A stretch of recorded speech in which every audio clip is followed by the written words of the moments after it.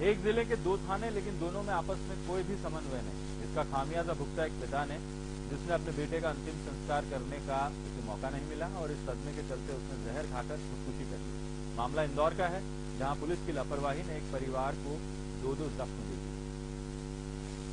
आजादनगर थाना क्षेत्र के भील कॉलोनी में रहने वाले रमेश का बेटा सूर्य तकरीबन 1 महीने से लापता था। गुमशुदगी की रिपोर्ट आजादनगर थाने में की गई थी।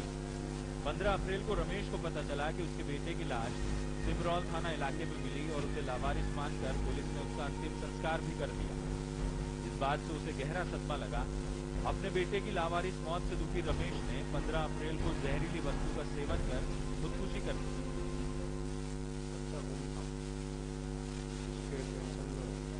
उन्होंने कोई जहरीली वस्तु मतलब 1 आध महीने से मिल नहीं रहा था,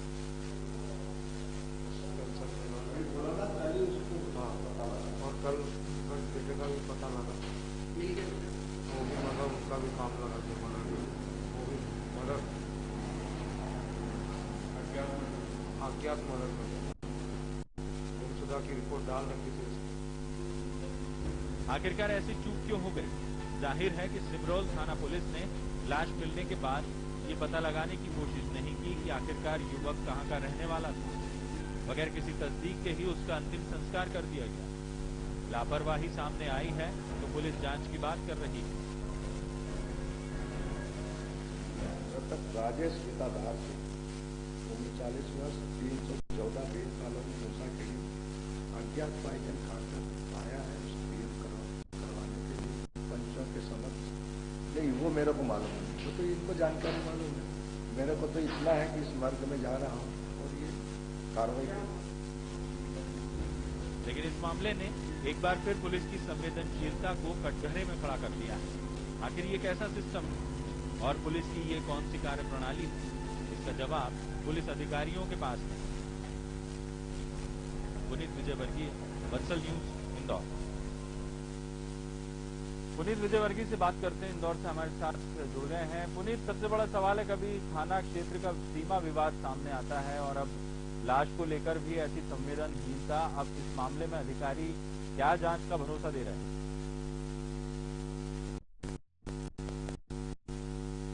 देखिए विजय जी, जो बात आएंगे उसके बाद राजेश की मौत हो गई है तो पुलिस एक बार फिर उस शव को है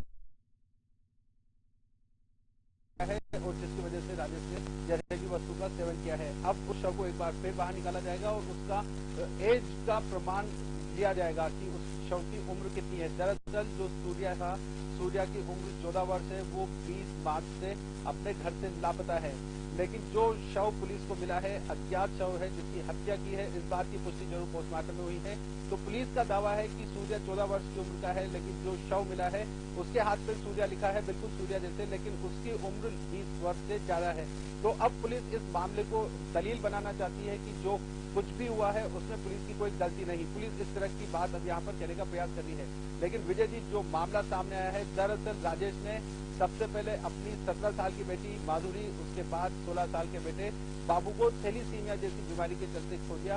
उसके बाद जब सूर्या की मौत की उन्हें जानकारी मिली तो उन्हें लगा कि सब कुछ उजड़ गया और इसी सदमे में उन्होंने खुद जहरीली वस्तु का सेवन कर अपनी जान दे दी। लेकिन अब यहाँ जो दावा पुलिस कर रही है उससे ये बात स्पष्ट नहीं हो पा रही है कि जो लाश मिली है वो सूर्या की ही है या किसी और व्यक्ति की है। दरअसल सूर्या के चाचा खुद पुलिस विभाग में पदस्थ थे और जब उन्हें वो लाश मिली थी तो हाथ पे लिखे हुए सूर्या नाम से उसकी शिनाख्त की गई थी। लेकिन अब कपड़े देखकर उसकी शिनाख्त एक बार फिर से किए जाने के प्रयास किए जाने की बात कही जा रही है। बिल्कुल पुनीत, लेकिन सबसे बड़ा सवाल है कि पहले तस्दीक क्यों नहीं की गई और कहीं गुमशुदगी है तो वो ढूंढने की कोशिश क्यों नहीं की गई? हो सकता है कि रमेश का ही सूर्या हो जिसकी लाश का अंतिम संस्कार कर दिया गया। अब फिर से एक बार जांच शुरू होगी।